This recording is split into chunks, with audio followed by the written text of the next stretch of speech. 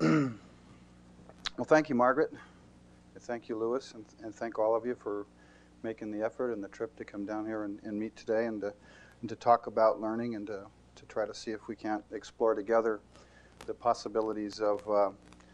looking at some of the issues that have been discussed this morning, perhaps through a different lens, through a different way of looking at what is the significance of learning, and in order to get at this question of individual freedom that Lewis was talking about. What does that mean about the mission of education and how we need to approach it? Before I get too far into the technology part of the presentation, I'd like to take a couple of minutes and give a bit of a background on myself and to introduce the partners of mine that accompanied me on the trip. First of all, Barbara Kelliguri is a special projects coordinator with the Cupertino School District who has been a partner of mine for about 6 years, who's worked along with this project in bringing the education perspective to bear on the philosophical and phenomenological aspects of our design and research. I'm going to stand up for a second, Barbara. Okay, on to myself. I'm not an expert at anything. I wanted to kind of lay a bit of a background before we go on to talking about the learning ideas and what have you, and try to get to some point where as I'm talking and as I'm trying to experiment and model some of the relationship principles that we're working on, that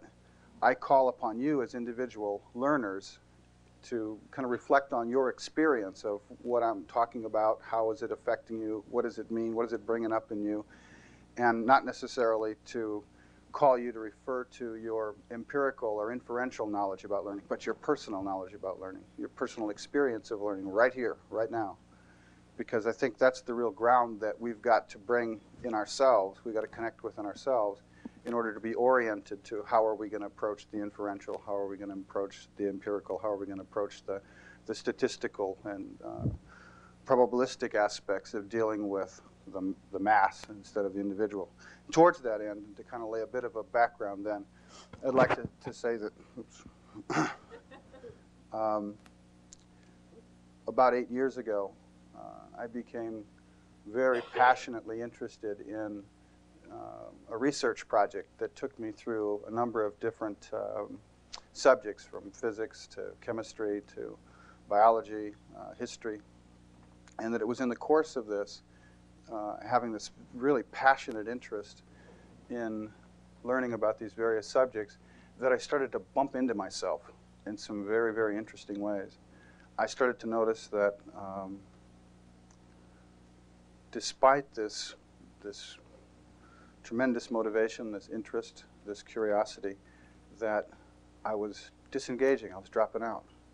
that I'd be moving along one minute and then all of a sudden I'd be off in tangent space, as I would call it today, and wondering why, what happened. That was really the beginning of this, to starting to really try to watch and observe what was happening in myself while I was in the midst of being passionately interested in learning about something, but nonetheless was going in and out of being able to do it. As I got into this, I started to recognize that there were a number of factors, some of the things I had no ability to do anything about. The outside world, the truck going by or the airplane going overhead, my stomach growling, kids playing in the street with the football. But there were some things that were causing this disengagement or dropout, which were things that it was real important to learn about. One issue was that I had learned a lot of learning strategies that were now kind of the water the fish takes for granted, that I was learning through, which were my primary obstacles to learning. It was what I'd learned. It was how I'd learned that was mediating my ability to learn in a way that was not helpful to learning. And as I started to get into that, that was really a very pregnant part of this inquiry. The other thing that I noticed was that the other major field of the obstacles to learning were the way in which the educational materials, whether it was at the library or the book on the shelf or the materials that I had around the house, the computer-based research that I was doing, that the information was organized and its access to me was loaded with all kinds of assumptions about vocabulary levels, about conceptual dexterity issues, about pacing, about presentation style, about cognitive bias, that it had all these assumptions laden in it, and the assumptions behind the structure of this access to this information was not conducive to learning. That what I discovered as I started to really look at the way that we develop and present information to learners is that both at the navigational level in terms of the indexes and table of contents, in terms, again, the vocabulary, the various conceptual unfoldments, the pacing, the style, all of these things were one-size-fits-all assumptions, and that had been for a long time, and that for hundreds of years, and that the education system had kind of, in many respects, picked that up from the fact that we do have to make such generalizations in print in order to fit with the industrial paradigm of producing and distributing information, and that same thing had carried over to a large extent the way that education functioned, and that what that led me to was that these other obstacles to learning I was talking about a moment ago that were inside myself really reflected this information problem. In other words, I had internalized at another level this one-size-fits-all, and when something didn't fit was my fault. So there was this internal problem and this external problem that I kept bumping into. And that as I started to pay attention to this more and more, again, very much like the fish starting to notice that there's water, I really came to the notion that I could learn anything if I had the right kind of relationship to what I was learning. And I didn't mean that I personally. I meant that I, anybody. That if, in the time that I was interested and motivated, if I had some way to travel into what it was I was interested in, that would unfold that I was interested in a way that was right for me in terms of the right balance between challenge and frustration, between the vocabulary that's being used and its ability to sustain my engagement at one level,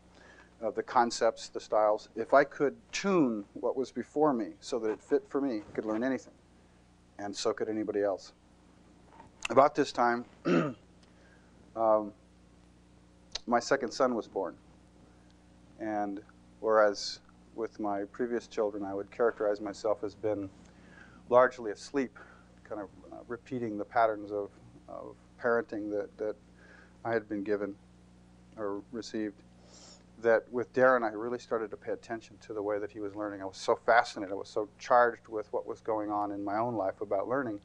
and these frustrations I'm describing, that as he came into the world and I watched him from every aspect of very subtle nuances of learning to tune how to use his body, how to be able to clutch and handle things, to walk, to differentiate better what he was seeing or hearing or being able to speak, that I really did come to realize more and more that this beautiful nervous system that human beings have has got phenomenal learning capacities, and that primarily what we learn closes it down. And so with this kind of as a background on this starting, like I said, 7 or 8 years ago, I have, since that period of time, worked with a number of individuals, groups, organizations, companies, and lots of children, both the 18 nieces and nephews and other kids of friends, to really try to better understand the learning process in myself and in others, to invite people to be in dialogue with me or in conversation with me or learn with me based on both what they know about education in the outer world and what their experience of learning is right here and right now as we do it together.